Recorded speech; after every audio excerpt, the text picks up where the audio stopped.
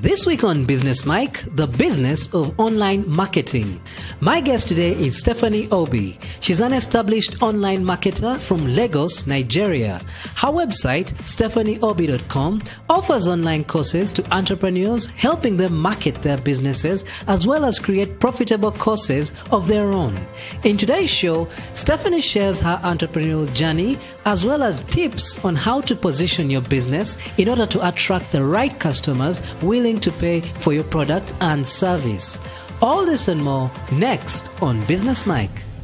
You're listening to the Business Mike podcast, amazing interviews with inspiring entrepreneurs.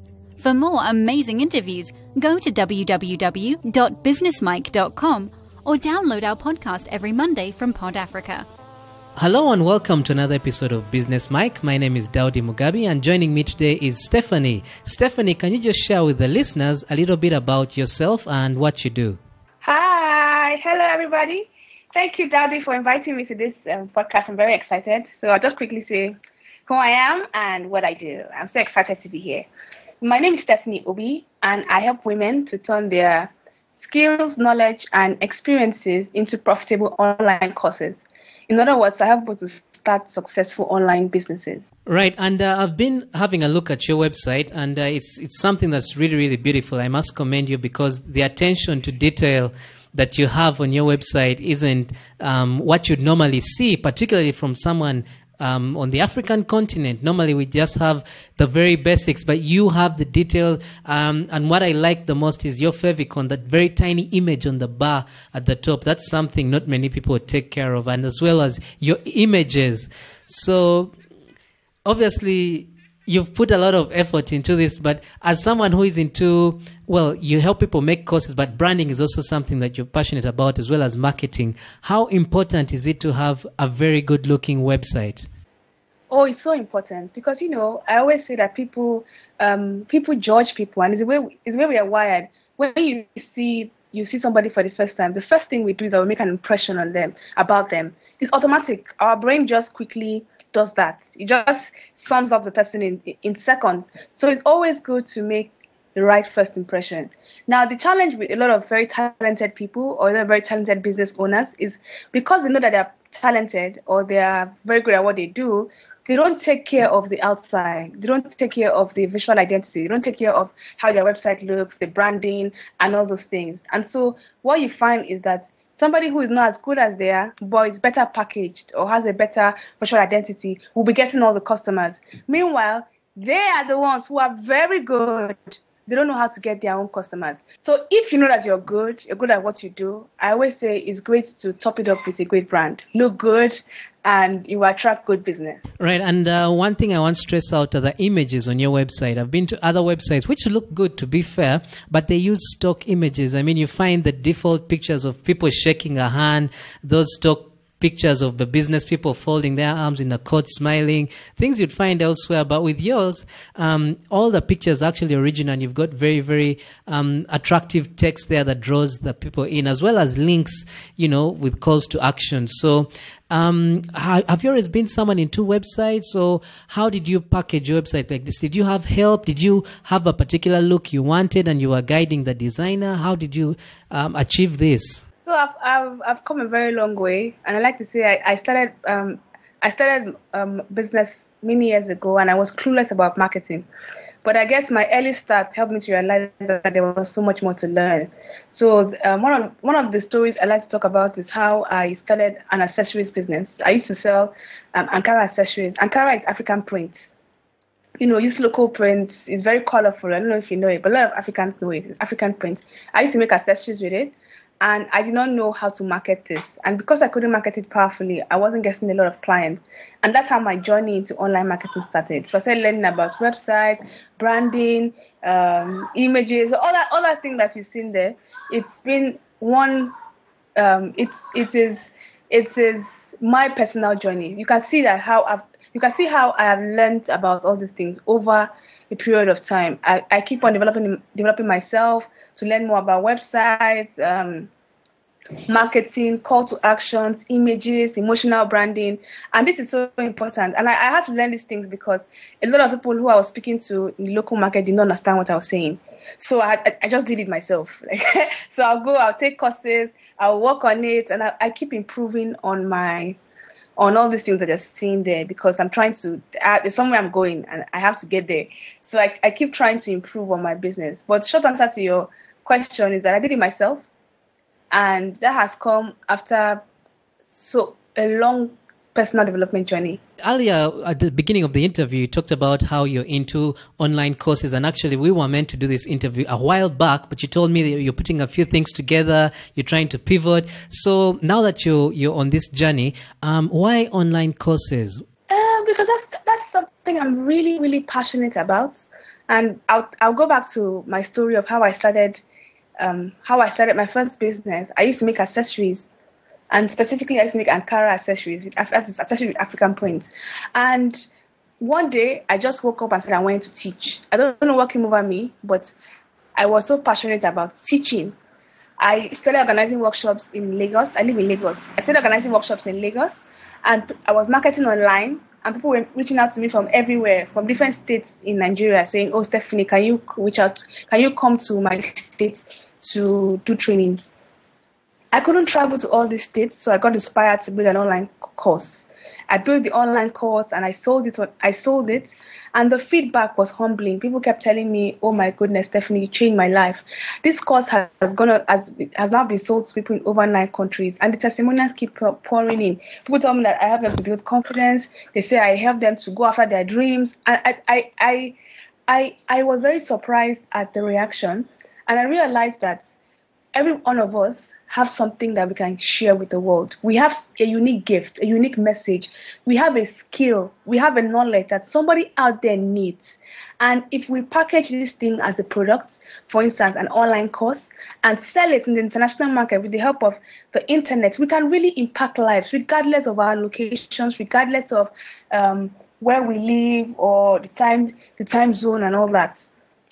So I believe so much in this message, and I kept meeting people who are trying to impact lives too, but don't know how to do it, don't know how to package themselves, don't know how to how to create products, don't know how to brand, don't know what platforms to use, don't know even where to get clients from or where to get people who need them, or how to use the right marketing messages. Like I kept getting this feedback over and over again. A lot of people would look at what I've done and say, "Stephanie, I want to do this too."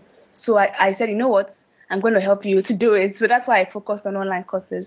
And because it's something I'm very passionate about, and I know how powerful education is, that's why I do what I do. Right. And these courses, are they courses whereby you are teaching people how to accomplish something? I noticed there are segments on your website where you say you can train people how to start their own courses as well. So is it a mixture of both? Like, for instance, you're teaching people how to market, and then there's another course teaching people how to create their own course in their expertise? Okay, so the people who come on my platform, there are different levels. So we have the ones who come and are saying, "I don't even know where to start from. Can you show me where to start from?" So we have courses and programs for them. We have people who have already started. They've taken some steps in the right direction, but they are now stuck. They're trying to do something else, but they don't know how to do it. So we have different courses and packages targeted at different segments of our market so you can find a program based on where you are. So I keep getting inspiration from my clients. They keep telling me what they need, and so we keep creating courses. So all our courses are created by us, but they're always in response to what our market is demanding for. Right. And when it comes to training people on how to create their own courses, one of the challenges people have is I may be good at baking cakes. Everyone says I know how to bake cakes. There's a technique perhaps that I use that can help other people learn. And so I'm encouraged to start maybe an online course on that. But some of the key questions that come up are how many people are going to download this course, and how should I price it? Will it be too expensive? Will that mean that I'm cheap? If it's too expensive, I don't have I've not been around. I don't have the authority to charge it so high. So how do they play, or how do you advise them to play with the pricing vis-a-vis the potential audience they might reach? Okay, so this is a strategy question. So we start by, how do you want to show up in the market? Do you want to show up as a premium brand, or do you want to show up as a a low-cost brand that anybody can afford. If you want to show up as a premium brand, then you need to invest in your marketing, in your website, in everything that you do, so that you can charge premium prices. Because to a large extent, that is one big barrier. If you don't look premium, people who can pay you premium might not want to pay you because they don't trust that you will deliver. Because you don't look premium. So if you say you want to have a premium position in the market, then you have to have the look and feel of a premium brand and position yourself that way. If on the other hand you want to be a low cost brand, then you can start small. You can use a lot of affordable tools, but you now need to work on building your followership. You need to have a large followership. I tend to advise people to start premium so that they don't have cash flow problems. Start premium first, and then you can now create cheaper products for people. That way, you're not stranded. You're not looking for money, or you don't have cash flow problems. The second thing about pricing is that pricing is really a function of your confidence. It's a function of your confidence to deliver results. Now, a big challenge with women is that we have confidence issues. We have big confidence issues. I don't think men face the same kind of confidence issues that women have. But women, even if we are so good at what we do, we doubt ourselves. We don't see ourselves. We don't see how amazing we are. And even if everybody's telling us that, look, I could have paid more for this, we find it hard to believe. So one of the things that we do in our programs is that we help people to boost their confidence. So I don't come out saying I help you boost their confidence. But that's a big thing. That's one big thing that I do. We try to help people to see their own value. If you can see your value, then you can be confident to charge premium prices, because you will deliver, you will get results. Right. And for those who make the argument that, going online, we're in Africa, not too many people are, online. So are there enough people who can buy whatever it is I'm selling online? You've been in this field for some time now. So what's your experience like with regards to having a product that's online? Okay. So I'll start with 2013 when I first got online, when I was selling Ankara accessories courses. I think I was shocked by the response, because I was hearing this, there's no internet, who will pay for this online, who will buy this and all that, people don't have phones, people don't have internet. I was shocked at the response, because people did pay. People paid. And these are not people who live in cities. Remote places in Nigeria, they paid for this thing, and that broke that limiting belief in my mind. People can pay for it. The issue is that the entrepreneurs who want to come online are not great with marketing, and so they don't know how to attract customers online. So that's one issue. The second issue is that we are now in 2016 at the time of this recording, and technology has grown so fast. Data is now very cheap. People now have a lot of access to smartphones. They can now watch more videos. They are now on Facebook all the time browsing. It's now cool to have a smartphone, and they're now cheap. That all these, I don't want to call brands, but there's some very cheap smartphones. I don't have to have a lot of money to get online. So a lot of people are online. A lot of people who were not online previously because they were thinking that, I don't do tech. Even among older people, they're now even taking up technology. Like, they're using WhatsApp now, they're using Facebook, and they're using these things. They have somebody who has taught them how to use it, and they are now using technology easily. So the use, I won't just call it internet penetration, even the use of online tools and online platforms has grown over the years. It has grown over the years. And if people say, I don't want to create it online because I'm not sure people will buy it, the truth of the matter is that Nigerian or Africans, for instance, are already buying online courses overseas. They are already buying online courses overseas. So when you show up and say, hey, I want to create my own online course, you'll be amazed that people will say, yes, I like this person because she's an African and I can connect with her, I can relate with her, she understands me better, and they will choose you over the international market. So those excuses, they are gradually disappearing. And I always say that it's always better to jump in now before the market before it gets too crowded. You can jump in now. It's still early, and you can make a mark at this time. Right. I just wanted to go back to a point you made earlier about positioning yourself, especially when it comes to being a premium brand. In order for you to do something like that, you must have a proven track record. At least there must be evidence of you being able to deliver. And in some cases, you need to have a substantial following. So in your particular case, how did you go about creating an audience, and how do you tap into new markets? For instance, you may start on social media whereby your friends and family are involved, but how do you then expand outside that circle? How do you get people you've never met to know about you? So then, a number of things you can do. One of those things is to go on and go on interviews. For example, like I'm on this podcast now. I don't know how many people are going to listen to this podcast, but this is me. It's an example of how I am exposing myself to a new market. You see what I'm saying? So you have to go on interviews. You have to get featured. You have to write for popular blogs or popular platforms. You have to advertise if you have a budget for that. You can go on Facebook groups and give value there, and just give value, help people out there, and they will begin to know you. You can also go on, you can also collaborate with other brands who are similar to you, who have a similar message, and two of you, those brands can do something interesting together. So, for example, you can have a virtual summit, or you can have you can do things together. Basically, just the names are just popping up in my mind. I've left my mind. But collaborations are key. Collaborations are key, and I know that this is a scary topic for women because it's very difficult. It can get very emotional when you have to collaborate with other women. But collaborations are key, and they can help you to meet new audiences very quickly. Right. And when it comes to, taking your game to the next level or keeping ahead of the trend, in terms of the business side, sometimes as business owners, you need some sort of mentorship or a mastermind group to interact with fellow entrepreneurs just to make sure that, the few mistakes you're not making, or if someone else has made a mistake, maybe they can help you avoid it. Do you have anything like that in your particular case, and how do you go about it? Okay, so I have two types of I have those kind of programs, like a mastermind program where everybody's on the same level and they're trying to get to the next level, and we come in there and we are on a journey. So I provide the lessons.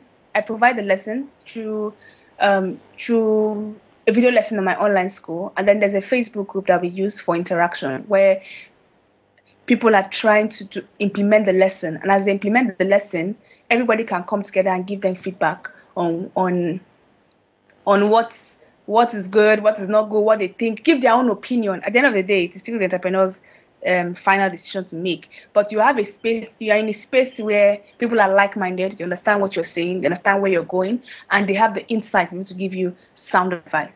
So yes, we have this kind of programs, and I think that this is so important because even me, I also have mentors. I also have mastermind programs that I belong to, because there's always another level to get to. There's always another level. Even though people are trying to do what you've done, I'm also trying to do, to get to the next step. So I agree with you. Masterminds and all those mentorship, they're so key. But I find that when people have experienced some level of success, they feel that they know it all, or they feel that they don't need help. Well, everybody needs help. Everybody needs help. Everybody needs help. Right. Now, I just wanted to find out how long you've been doing this particular venture and what your best or happiest moment has been thus far. I've had so many happy moments. I don't even know where to start from. So I think the one that has been very profound for me is the first time this was in 2013, and that was the first time I started training. I wasn't even online then, I was offline. And I trained my first class of students in my parents' garage, in the garage in my parents' house. And I remember that after that training, I was so excited. I had just finished talking for 8 hours. I had not eaten. I was so excited, pumped up. And even after that, I was so excited. I took up the phone and I called my friends and I said, this is what I'm supposed to be doing in my life. This is what I'm supposed to be doing in my life. I was so excited. I was happier than the people who I just taught. So that was one big moment for me, and I started saying I would like to transit from my 9 to 5 to do this full time. So I'm happy that I've been able to transit now. I don't have a 9 to 5 anymore. This is my full time job, and I'm doing this full time. I'm even obsessed with the work. I'm obsessed with the work because I really love it, and it's difficult to stop what you don't like. It's very difficult. So I love it. I'm always motivated. I'm passionate. And I'm doing the work all the time. So I'm very grateful that I can do this full time. So that's another thing I'm very happy about. And then the number of other things like when clients give me testimonials, when clients share their success story with me and how they've grown, what they've done because they came on my program, those things, they make me really happy. It's as if I just drank a glass of joy. I drank a glass of joy. Yeah.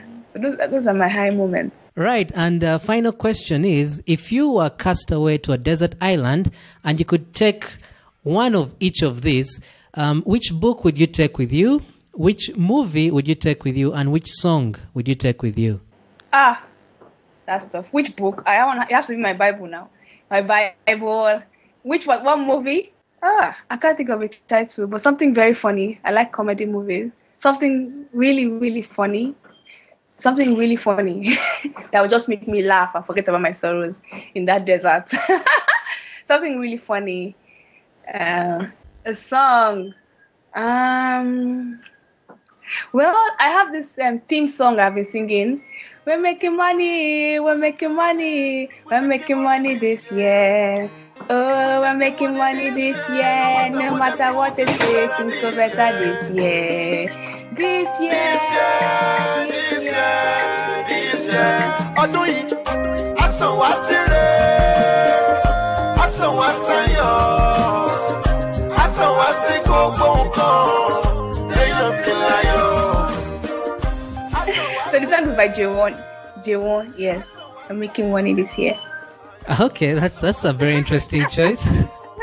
So how can the listeners connect with you on social media, a website, or email? Can you just share your details with us? All right. So my website is www.stephanieobi.com. And when they get there, they can sign up for one of my email opt-ins. Also, on social media, I'm Steph Obi everywhere. Steph Obi on Instagram, Steph Obi on Twitter. I have a Facebook group called the Infopreneurs Hub with Steph Obi. If you just even type Steph Obi, you will find it. And they can email me at steph@stephanieobi.com. Right, and just to clarify, Stephanie is spelled STEPHANIEOBI. Yes, OBI. Right. Well, thank you so much, Stephanie, for sharing all this knowledge with us. And we wish you the very best with all your endeavors. Thank you. Thank you. Thank you for having me over. I really had fun. Thank you. Thanks for listening to the Business Mike podcast. I hope you enjoyed the show. If you'd like to listen to more episodes just like this one, simply go to businessmike.com. I would love to hear from you. So if you've got any questions or feedback, you can reach me on Twitter at Daudi Mugabi, on Facebook at Business Mike, or email. That's daudi@businessmike.com. Don't forget, we have a brand new episode every Monday. And until then, take care.